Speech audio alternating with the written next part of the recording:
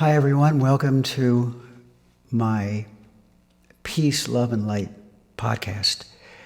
And today I'm going to tell you a story. I'm going to read you a story that I wrote just a week or so ago. And it's called The Book of Peace. I'll play the piano and improvise as I read it, so it's not so boring, just reading a story. I hope you enjoy it. If you do, you can support my music and my work with buy me a coffee, or you can join my Patreon channel. All the links are below. I hope you enjoy this. And so God saw from the heavens above the war that was raging below in the holiest of holy lands. He heard his name being evoked as the reason for this war from both sides. And it caused him such profound sadness that he decided to descend from the sky to the border between the two nations. He appeared as a sphere of pulsating white light. And soldiers and people looked up, wondering what this was. Some fixed their weapons upon the sphere, fearing it could be some terrible thing from the enemy. One soldier even decided to shoot. When he squeezed the trigger, nothing happened, as though it was jammed. He grabbed a fellow soldier's weapon, and the same exact thing happened. The fighter jets froze in the sky. The bombs they dropped, they also froze. And in the streets where musicians were being detonated, nothing seemed to work. The pilots started calling into the war room, let the generals know what was happening. Ground forces were calling in to inquire, and nothing made sense. Suddenly, the two leaders from both nations were standing at the border facing each other. Each appeared with their youngest blood relative. The Palestine leader faced his beautiful 10-year-old boy who had deep brown eyes and a soft smile that lit up the sky. The Israeli leader stood with his beautiful 10-year-old granddaughter who had hazel eyes and long brown hair that flowed past her shoulders like the Jordan River. The two leaders, upon seeing each other, were filled with rage and instantly went to attack, but they found themselves unable to move, frozen where they stood. And then suddenly each had a dagger in his hand with such a sharp point that one's skin would be pierced by even the slightest touch. A voice spoke from the glowing sphere. I have come to end this war on the land that I gave to all my divine children over the centuries.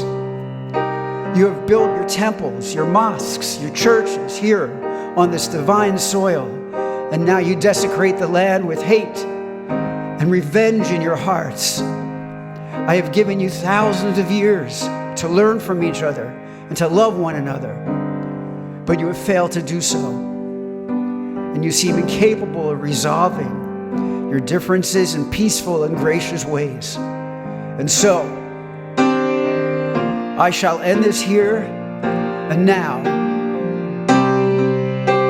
From this day forward, there shall be peace between all religions on earth, but there will be a price to pay. You each, in your hand, have a dagger that you will drive into the heart of your child. Whoever does this first will be the winner of this war. And the nation shall give up their land, the other nation that loses. They shall leave and disperse amongst all the nations in the world. No other nation shall refuse your people. every country shall pay for their safe passage and help your people start anew. But one of your children shall die, and you will have what you want. The land you are so willing to sacrifice tens of thousands of your own people's blood to have.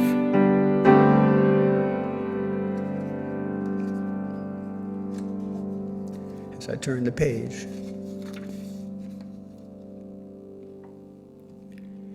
the two men were now facing each other and their children, looking into their eyes. Both children had tears streaming down their face, realizing they were about to be sacrificed right there by their own flesh and blood. Instinctively, they reached out to hold each other's hands. That's what children do when they're frightened. The two men who had just been filled with rage for the other suddenly were facing the profound sadness and heartbreaking action they were about to do, they were being forced to do. The Palestine leader looked at God and said, "Surely you are not asking me to kill my own child." The Israeli leader asked, "Dear God, how can you possibly ask me to take my own grandchild's life?" God was silent. Upon hearing nothing, each faced his treasure and whispered in his own way, "I am so sorry, but I do this for our country." And then all their rage turned into desperate sadness as their eyes filled up with tears. Now everyone was watching. They had to steel their courage and do this for each of their countries. So each man raised his dagger above his head. By this time, on every phone, on every TV in the world, they were being shown what was happening. Every human being on earth was watching this terrible thing about to happen.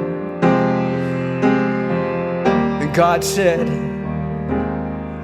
"Whoever slays their child first shall win this war." We are waiting. The world is waiting. So each man drew his breath, raised his arm, knife in hand to strike, and suddenly, reflexively, at the other, they glanced, and they both saw the anguish of this moment. As if it were happening in slow motion, their daggers came down toward each other's heart, and the soldiers and the people watching all over the world gasped. And as the point of the knife was about to break the barrier between life and death, both men collapsed at the feet of their children, weeping. Neither could do this terrible thing.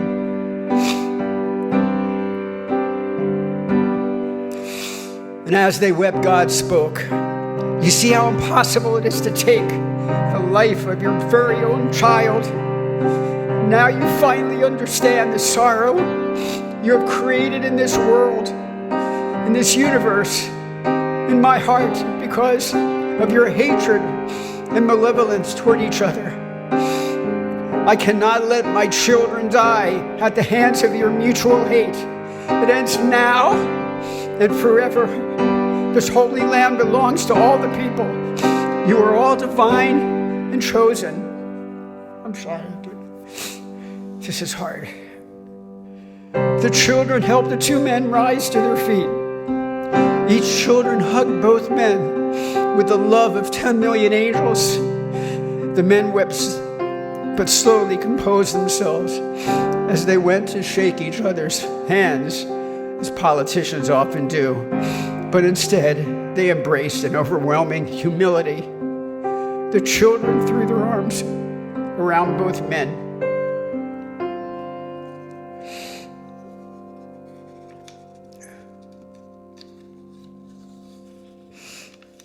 And this is the last page.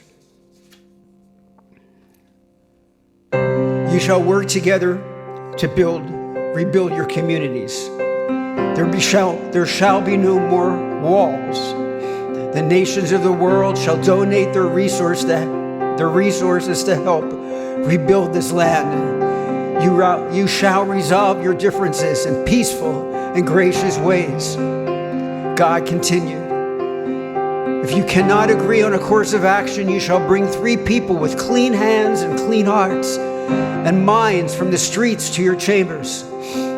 Each side will present their argument, and within 1 hour a decision from the 3 shall be rendered, and it shall be done. But know this, no law, no decision shall ever be made to limit the freedom of the people to pursue their dreams and their happiness based upon the natural laws passed down to me, to Moses. Every single human is divine and sovereign. The entire people of the world were in tears for what they had just seen. Tears of joy rather than tears of sadness. They embraced whomever they were near.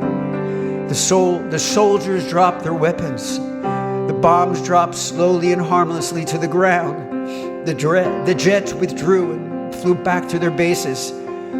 All the fighters came out of their war tunnels, and the soldiers who moments before were killing each other immediately started working together to help and save all the people hurt or trapped in the rubble.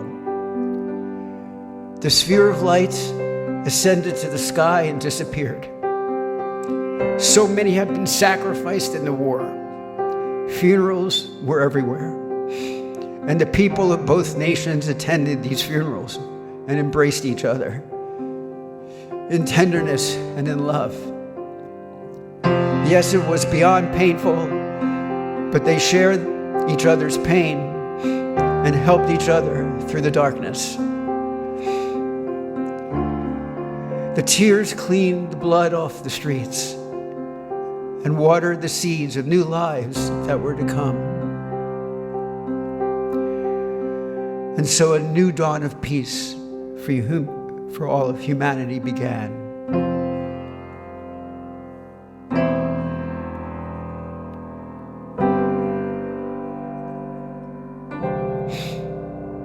The end. No, the beginning. Well, thank you for listening. I hope this inspired something good in the world.